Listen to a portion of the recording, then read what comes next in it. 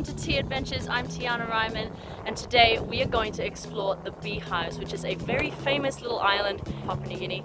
It is a beautiful day, a bit overcast. We've just taken off on the ultimate one here. They're going back to refuel.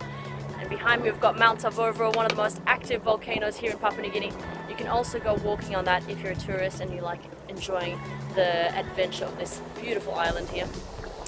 This island supposedly exploded out of the volcano. That's the story behind this place. It is beautiful snorkeling. I've been on it before and I really wanted to show you what it looks like.